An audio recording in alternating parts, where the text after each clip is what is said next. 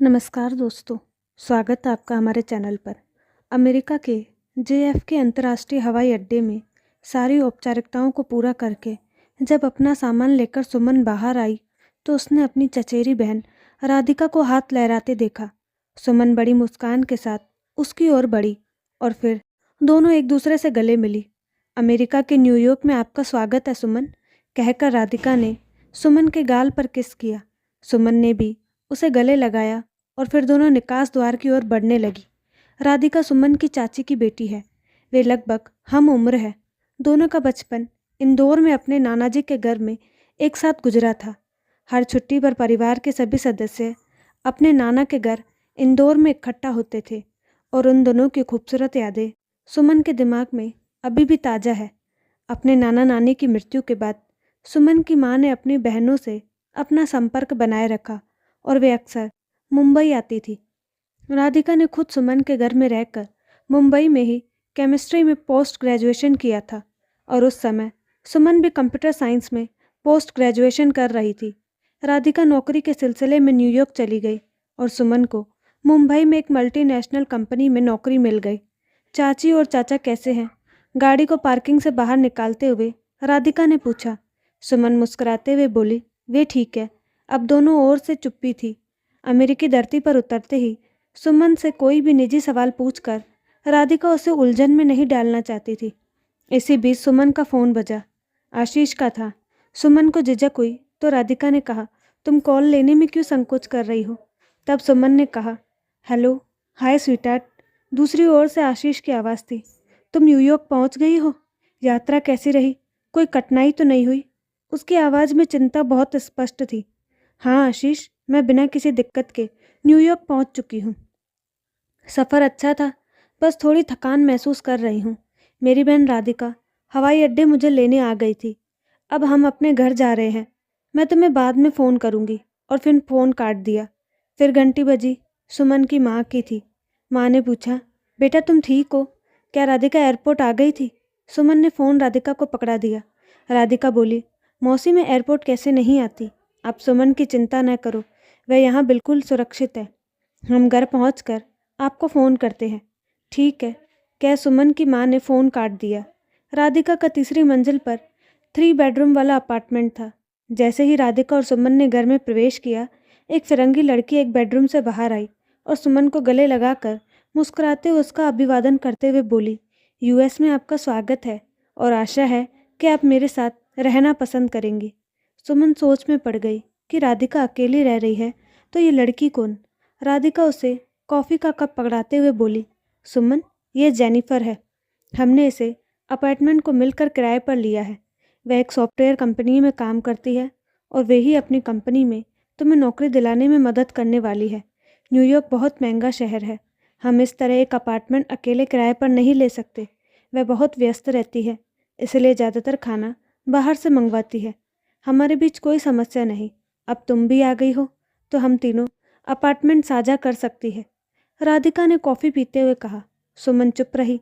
वैसे भी वह केवल 2 साल के लिए अमेरिका आई है और फिर भारत अपने प्रेमी आशीष के पास वापस चली जाएगी। इस बीच जब जेनिफर उन दोनों के पास आई तो वह ऑफिस जाने के लिए पूरी तरह तैयार थी। उसने एक ईमेल आईडी देते हुए सुमन से कहा, राधिका ने मुझे बताया था कि आपको सॉफ्टवेयर सेक्शन में नौकरी की ज़रूरत है और मैं उसी फील्ड में काम करती हूँ। वास्तव में मेरी खुद की टीम में एक शख्स की ज़रूरत है। आज ही अपना CV इस आईडी पर भेजें ताकि जल्दी आपकी नियुक्ति हो जाए। बाय, शाम को मिलते हैं। और फिर राधिका को गले लगा अपनी गाड़ी की चाबी लेकर दफ्तर के लिए निकल गई। तो क्या चल रहा है सुमन? तुम मुझसे दिल खोलकर बात कर सकती हो क्योंकि हम केवल चचेरी बहनें ही नहीं, बचपन की दोस्त भी हैं। याद है तुम्हें हम उन छोटे छोटे रहस्यों को कैसे साझा करते थे? मैंने आज छुट्टी ले ली है ताकि तुम्हारे साथ समय बिता सकूं और तुम्हारी चीज़ों को व्यवस्थित करने के लिए मदद कर सकूं, राधिका ने कहा। सुमन ने लंबी सांस ली। मुंबई में अच्छी सैलरी वाली नौकरी से इस्तीफ़ा देकर अमेरिका क्यों आई है? राधिका को यह बताने के लिए सुमन ने खुद को तैयार किया। कुछ दिन पहले ही सुमन ने माँ को पिता की मौजूदगी में बताया था। सुमन, तुम ये क्या कह रही हो? तुम ऐसे सोच भी कैसे सकती हो?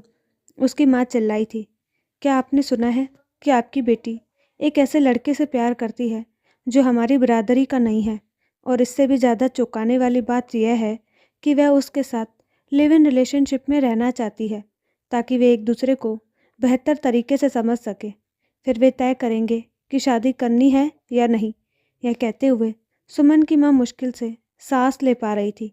सुमन की माँ हर छोटी से छोटी बात पर भी भावुक हो जाती। उसके विपरीत उसके पिता एक संतुलित व्यक्ति है। उन्होंने ध्यान से अपनी बेटी की बात सुनी। सुमन ने कहा, पापा, आशीष और मैं एक दूसरे से प्यार करते हैं, लेकिन हम शादी में जल्दबाजी नहीं करना चाहते। मेरे अपने दफ्तर में 4 मित्र जोड़ों ने जल्दबाजी में शादी कर ली और फिर साल के भीतर ही उनकी शादी टूट गई। ऐसा इसलिए क्योंकि वे एक दूसरे को ठीक से समझे बगैर शादी कर बैठे। हम यह गलती नहीं दोहराना चाहते। इन दोनों मुंबई में लिव इन रिलेशनशिप में रहना आम बात है। मेरे अपने दोस्त ऐसे ही रहते हैं। मेरे साथ रहने से हम अपने साथी की ताकत और कमजोरी को समझ सकते हैं और एक दूसरे को बेहतर तरीके से जान सकते हैं। फिर तय कर सकते हैं कि एक दूसरे के लिए सही है या नहीं। हमारी शादी सफल हो सकती है या नहीं, सुमन ने समझाया। सुमन की माँ बेशक सदमे की स्थिति में थी, लेकिन उसके पिता हमेशा की तरह शांत थे। उन्होंने सुमन को अपने बगल में बैठाया और फिर बोले, दोस्त, तुम्हारे दोस्तों की शादियाँ टूट गई और तुम्हें लगता है कि ऐसा इसलिए हुआ क्योंकि उन्होंने एक दूसरे को समझे बिना जल्दबाजी में शादी की। इस मामले में मेरा ख्याल है कि तुम दोनों 1-2 साल के लिए अपनी दोस्ती बरकरार रखकर एक दूसरे को समझने की कोशिश करो और फिर शादी कर लो। यह लिव इन रिश्ता क्यों? रामनाथ ने पूछा। सुमन ने कहा, पापा, यही समस्या है। दरअसल जब हम दोस्त होते हैं तो हम हमेशा दूसरे व्यक्ति को केवल अपना बेहतर पक्ष दिखाते हैं। हम सभी का एक और पक्ष है जिसे हम जानबूझकर दूसरों से छिपाते हैं। विवाह में ऐसा नहीं है। आपको अपने पूरे जीवन में एक व्यक्ति के साथ मिलजुल कर रहना होगा और आपको छोटी से छोटी चीज़ें जैसे खाने से लेकर पैसे तक बड़े मामलों पर दोनों के बीच सहमति की ज़रूरत होती है। उदाहरण के लिए मेरी एक दोस्त ने अपने बॉयफ्रेंड से 4 साल तक डेटिंग करने के बाद शादी की, लेकिन शादी के बाद ही उसे समझ में आ गया कि जिससे उसने ब्याह किया है वह एक पुरुषवादी व्यक्ति है। यद्यपि मेरी सहेली उससे अधिक कमा रही थी, फिर भी उसके पति ने उसके साथ बदसलूकी की और पुराने ज़माने की पत्नियों की तरह अपने परिवार की सेवा करने के लिए उसे मजबूर किया। इसके अलावा मेरी सहेली से उसकी कमाई का हिस्सा मांगा। दुख की बात तो यह है कि उस लड़के ने मेरी सहेली की अपने माता पिता को किसी भी रूप से सहायता करने से सख्त मना कर दिया। जब हम दोस्त होते हैं तब हमें एक मर्द से इस पहलू को नहीं जाने, क्योंकि उस वक्त सभी इंसान अपना अच्छा पक्ष ही दिखाएगा, सुमन ने बताया। थोड़ी देर रुककर वह आगे बोली, पापा, आज भी बहुत से भारतीय पुरुष हैं जो सोचते हैं कि वे घर के बॉस हैं। पत्नी को केवल उनकी आज्ञा का पालन करना चाहिए। इस चीज को उचित अधिकार और सम्मान नहीं दिए जाने की वजह से ही इन दिनों कई भारतीय शादियां टूट रही हैं। मैं नहीं चाहती कि मेरे साथ भी ऐसा हो। मैंने सोचा कि जब हम एक साथ रहते हैं तो हमारी सच्चाई एक दूसरे के सामने आती है। तब हमें पता चलता है कि हम एक दूसरे के लिए सही है या नहीं। रामनाथ ने मुस्कुराते हुए कहा, तुम सही हो और मैं इस विषय में तुमसे पूरी तरह सहमत हूँ। लेकिन यह लिव इन रिलेशनशिप में तुमसे मैं पूरा सहमत हूँ। लेकिन यह लिव इन रिलेशन भी उतनी आसान नहीं जितना तुम समझ रही हो। यह भी बहुत सारी समस्याओं को जन्म देती है। तुम एक शिक्षित लड़की हो और मुझे तुम्हें बहुत समझाने की ज़रूरत नहीं, क्योंकि तुम स्मार्ट और बुद्धिमान हो। शादी जैसे बंधन के बिना लड़का और लड़की पति पत्नी की तरह रहने से भी समस्याएं हो सकती है। पहली बात यह है कि दोनों तरफ कोई प्रतिबद्धता नहीं है और ये किसी भी रिश्ते के लिए अच्छा नहीं है। अगर इस तरह साथ रहने में जिन दिक्कतों का लड़का और लड़की को सामना करना पड़ता है उनके बारे में कहूँ तो तुम समझोगी कि मैं पिछली पीढ़ी का बूढ़ा आदमी हूँ और इन लिव इन रिलेशनशिप के खिलाफ कहता हूँ। इसलिए मेरे पास एक सुझाव है। लिव इन रिलेशनशिप की अवधारणा पश्चिमी देशों से आई है ना, लेकिन अब वे महसूस कर रहे हैं कि शादी की हमारी परंपरा बेहतर है। हमारी राधिका न्यूयॉर्क में है और तुम वहाँ जाकर काम करो और पश्चिमी लोगों के साथ काम करते दौरान उनके जीवन को करीब से देखो। तब तुम अपने लिए क्या सही है, क्या निर्णय लेने की स्थिति में होगी। वह तुम्हारे लिए बेहतर होगा। सुमन को भी लगा यह एक अच्छा विचार है। तो मैं अब अमेरिका में हूँ, जहाँ लिव इन रिलेशनशिप की संस्कृति को समझना है। सुमन ने हंसते हुए कहा। राधिका भी हंस पड़ी। तुम्हें पता है कि जेनिफर अगले हफ्ते वास्तव में अपने बॉयफ्रेंड के साथ इसी बिल्डिंग में एक और फ्लैट में जाने की योजना बना रही है। एक नई लड़की कलारा हमारी रूममेट होगी, कहकर राधिका चाय के कप रखने चल दी और सुमन खिड़की से नीचे चल रही गाड़ियों की जलूस देखने लगी। धीरे धीरे 3 साल बीत गए। हर रविवार को सुमन के माता पिता उससे कम से कम 2 घंटे तक इंटरनेट पर बातें करते थे। इकलौती औलाद होने के नाते सुमन के माता पिता उस पर अपनी जान छिड़कते थे। खासकर सुमन की माँ, जो अपनी बेटी से अलग नहीं रह पा रही थी। उन्होंने अपने पति से कहा कि वे अमेरिका जाएं, अपनी बेटी के पास। रामनाथ ने उन्हें यह कहते हुए रोक दिया, नहीं, हम वहाँ नहीं जा रहे। हमने सुमन को वहाँ संस्कृति का निजी ज्ञान प्राप्त करने के लिए भेजा है, जिसकी भारतीय युवा पीढ़ी इतने उत्साह से पीछा कर रही है। सुमन की माँ के पास इसे मानने के अलावा कोई और चारा नहीं था। आशीष हर हफ्ते उससे इंटरनेट पर बात करता था, क्योंकि उसे भी सुमन से अलग रहना अच्छा नहीं लग रहा था। जब उसने भी यूएस आने का प्रस्ताव रखा तो सुमन ने तुरंत मना कर दिया और कहा, मैंने अपने पिताजी से वादा किया है कि मैं आपको यहाँ नहीं बुलाऊंगी और मैं अपना वादा नहीं तोड़ूंगी। आशीष मान गया। नौकरी भी अच्छी चल रही थी। न्यूयॉर्क एक तेज़ी से आगे बढ़ने वाला शहर है, जो उसके मुंबई से भी ज़्यादा तेज है। सुमन को सुबह 8 बजे अपने दफ्तर में पहुंचना है और वह जिस फ्लैट में रह रही है वहां से पहुंचने में समय लगता। लेकिन न्यूयॉर्क में आवागमन करना कोई समस्या नहीं। सुमन हर सुबह अपने और राधिका के लिए भारतीय नाश्ता बनाती और लंच भी पैक करके ऑफिस के लिए निकल जाती। एक रिसर्च स्कॉलर होने के कारण राधिका की नौकरी लैब में थी और उसके काम का निश्चित समय नहीं था। कभी कभी 3-3 दिन तक घर नहीं आती और इसकी सूचना सुमन को पहले ही दे देती थी, ताकि वह उसका इंतज़ार न करे। अब तक सुमन और कलारा अच्छे दोस्त बन गए थे। सुमन को लगा कि कलारा एक अच्छी लड़की है, लेकिन उसके साथ एकमात्र समस्या यह थी कि वह हर रविवार को कुछ मांसाहारी भोजन बनाती थी।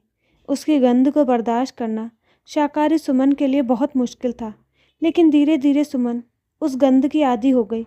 सुमन को रविवार को भी जल्दी उठना पड़ता था, क्योंकि कलारा के रसोई में आने से पहले ही सुमन अपना और राधिका का खाना बना सके। एक रविवार सुमन टीवी देख रही थी, तभी दरवाजे की घंटी बजी। उसने दरवाज़ा खोला तो सामने जेनिफर थी, जो अब उसकी सहकर्मी है।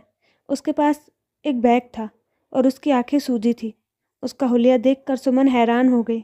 जेनिफर अंदर आई और बेकाबू होकर बिलक बिलक कर रोने लगी। सुमन समझ नहीं पा रही थी कि कैसे रिएक्ट करे। फिर उसने खुद को संभाला और पूछा, क्या हुआ जेनी, तुम रो क्यों रही हो? कुछ तो बताओ, क्या मैं तुम्हारी कुछ मदद कर सकती हूँ? सुमन ने जेनिफर को गले लगाते हुए कहा। सुमन, मेरा बॉयफ्रेंड अव्वल नंबर का धोखेबाज निकला। उसका किसी दूसरी लड़की के साथ अफेयर चल रहा है। उसने मुझसे यह बात छिपाई और ऊपर से मेरे सारे पैसे उस लड़की पर खर्च कर दिए। अब मैं बिल्कुल कंगाल हूँ। जब मैंने उससे पूछा तो उसने कहा कि हम दोनों अलग हो जाएंगे। हम कानूनी रूप से विवाहित तो नहीं, जो मैं अदालत से मदद मांग सकूं, गुजारा भत्ता के रूप में मोटी रकम ले सकूं। अगर इसमें एक व्यक्ति दगाबाज निकले तो दूसरा कुछ भी नहीं कर सकता, और मैं उसी हालत में हूँ। मेरी सारी बचत को उसने लूट लिया। सुमन उसे सांत्वना देने की कोशिश कर रही थी।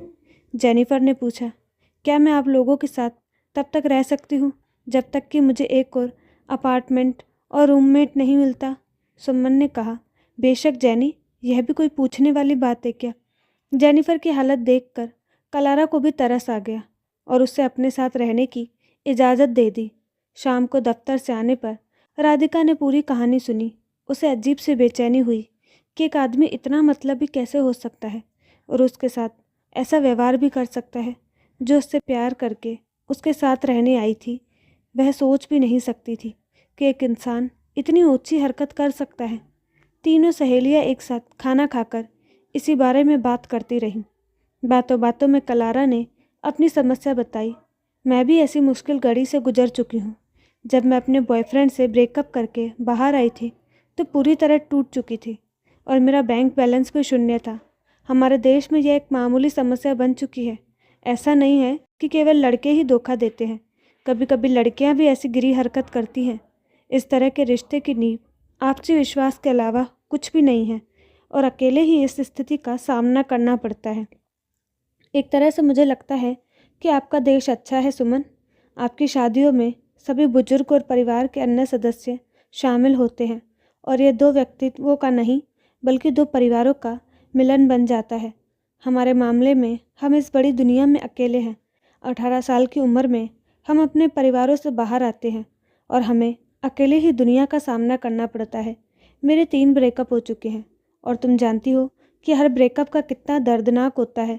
एक बार में मैं एक गहरे मानसिक अवसाद में चली गई और अभी भी उस अवसाद के लिए गोलियां ले रही हूँ। अब मैं अकेली हूँ। वास्तव में मैं अब एक नए रिश्ते से डर रही हूँ कि इस बार भी मुझे प्यार के बदले में छल ही मिलेगा। और फिर कलारा ने लंबी सांस भरी। सुमन, हर हफ्ते आपके माता पिता आपसे बात करते हैं और ये एक अच्छा एहसास है कि इस दुनिया में कोई है जो आपको बहुत प्यार देता है और आपकी चिंता करता है। जब मैं 10 साल की थी तब मेरे माता पिता अलग हो गए थे और इससे मैं बहुत परेशान थी। मुझे अपनी माँ के नए प्रेमी को स्वीकारने में बहुत समय लगा। मेरे पिताजी समय मिलने पर कभी फ़ोन किया करते थे, लेकिन कभी भी मेरे साथ समय नहीं बिताया। मेरी 2 सौतेली बहनें और 2 सौतेले भाई हैं। मेरे पिता के अन्य महिलाओं के माध्यम से बच्चे हैं और मेरी माँ के भी अन्य पुरुषों के साथ बच्चे हैं। मेरी माँ कभी हम सबको मिलने के लिए बुलाती है। उस समय हम एक दूसरे से मिलते हैं। वह अवसर बहुत औपचारिक होता था। कलारा ने दुखी मन से बताया, हमारे गुजारा भत्ता कानून महिलाओं के लिए बहुत सख्त और अनुकूल है और यही कारण है कि ज़्यादातर अमीर पुरुष कानूनी शादी पसंद नहीं करते। अगर हम शादीशुदा हैं और अलग हो गए तो उन्हें हमारे द्वारा लिए गए पैसे वापस करने होंगे और गुजारा भत्ता के रूप में मोटी रकम भी चुकानी होगी। अब इस प्रकार के संबंधों में कानून कोई भूमिका नहीं निभाता। हमें इसे अकेले ही निपटना होता है। हर बार जब रिश्ते में धोखा खाते हैं तो लड़कियां हमेशा के लिए टूट जाती हैं। मुझे एक गहरी प्रतिबद्धता के साथ संबंध पसंद है। सुमन, जब मैं आपकी माँ को आपसे बात करते हुए देखती हूँ, हालांकि मुझे आपकी भाषा नहीं पता, मगर उनकी अभिव्यक्ति से पता चलता है कि वे आपसे कितना प्यार करती हैं। आपकी खातिर किसी भी तरह का दुख भोगने के लिए तैयार हैं। हमारे देश में ऐसा नहीं है। यहाँ हर किसी को एक अलग व्यक्ति माना जाता है। कलारा की इस बात पर जेनिफर ने भी हामी भर दी। राधिका सुमन की तरफ देखकर मुस्कुराई। सुमन समझ सकती थी कि वह क्या कहना चाहती है। सुमन को लगा कि हर जगह समस्याएं हैं। लिव इन रिलेशनशिप भी इतना आसान नहीं जितना हर कोई कल्पना करता है। भारतीय परिस्थितियों और भारतीय पुरुषों के साथ तो यह और भी कठिन है। सुमन सोच में पड़ गई। एक बात उसकी समझ में आई कि यदि आपके पास कानूनी सुरक्षा है तो आप एक तरह से सुरक्षित हैं कि आपसे आपका पैसा नहीं छीना जाएगा और ब्रेकअप के बाद आदमी को मुआवजा देना होगा। और फिर जब आप विवाहित होते हैं तो आपकी सामाजिक स्वीकृति भी होती है। उस परिवार को जब उसके माता पिता लाइन पर लाए तो सुमन ने अपने पिताजी से कहा, मैं अब उलझन में नहीं हूँ पापा। ऐसा लग रहा है कि ऐसा कोई भी तरीका नहीं जो बिल्कुल सही या बिल्कुल गलत है। तुम ठीक कह रही हो बेटा, कोई भी व्यवस्था हर मायने में सही या गलत नहीं हो सकती। हमें ही समझदारी के साथ काम करना पड़ेगा। बेटा, कोई भी शादी या रिश्ता इस दुनिया में ऐसा नहीं, चाहे वह न्यूयॉर्क हो या मुंबई, ऐसा नहीं जो 100% परफेक्ट हो। कोई ना कोई कमी तो होती ही है और उसे नज़रअंदाज करके आगे बढ़ने में ही बेहतरी होती है। किसी भी रिश्ते की सफलता के लिए हर किसी को कुछ देना पड़ता है। तुम ही एक उदाहरण हो। तुम शुद्ध शाकाहारी हो मगर कलारा के साथ एक ही रसोई को साझा कर रही हो। क्यों? क्योंकि तुम कलारा को ठेस पहुंचाना नहीं चाहती और उससे भी बढ़कर तुम कलारा से अपने रिश्ते का मूल्य समझती हो और उसकी इज्जत करती हो, है ना? जीवन भी इसी तरह है। अगर आप रिश्ते को बनाए रखना चाहते हैं मुकाम पर तो आपको हर हाल में समझौता करना होगा। हर संस्कृति की अपनी ताकत और कमजोरी होती है। अमेरिकी संस्कृति की अपनी ताकत है कि यह हर व्यक्ति को मजबूत और आत्मनिर्भर बनाती है और वह कम उम्र में ही दुनिया से अकेले लड़ने की सीख देती है। मगर उनके लिए उन लोगों का किन किन कठिनाइयों का सामना करना पड़ता है, यह आपने खुद देख लिया। हमारी भारतीय संस्कृति हमेशा परिवार की अवधारणा में विश्वास करती है और रिश्ते हमेशा हमारी सर्वोच्च प्राथमिकता रहे हैं। इसमें कुछ ताकत और कमजोरी हो सकती है। समझौता हर रिश्ते का एक अभिन्न हिस्सा है, चाहे दो लोग दोस्त हो या विवाहित। अपने पिता से बात करने के बाद सुमन बहुत हल्का महसूस कर रही थी। जब वह एक रूममेट के लिए समझौता कर सकती है, वह भी एक विदेशी से, तो फिर उस आदमी के लिए क्यों नहीं जो जीवन भर उसका साथी बनने वाला है, जो उसकी सफलताओं और असफलताओं में उसके जीवन का हिस्सा बनने जा रहा है। वह है उसके जीवन का एक हिस्सा। यदि उसके लिए नहीं तो फिर वह किसके लिए समझौता करेगी? सुमन सोच रही थी। अब सुमन ने फैसला कर लिया। वह आशीष से शादी करने के लिए तैयार थी और उसके साथ आने वाले समझौतों के लिए भी। आशीष को वह मनाएगी ही, क्योंकि 2 साल से वह भी उसी का इंतज़ार कर रहा है। आखिर समझौते के बिना ज़िंदगी ही क्या है? तो दोस्तों, आपका लिव इन रिलेशनशिप के बारे में क्या ख्याल है? अपनी राय कमेंट बॉक्स में हमें ज़रूर बताएं और साथ ही हमारे चैनल को लाइक शेयर सब्सक्राइब करना ना भूलें। धन्यवाद।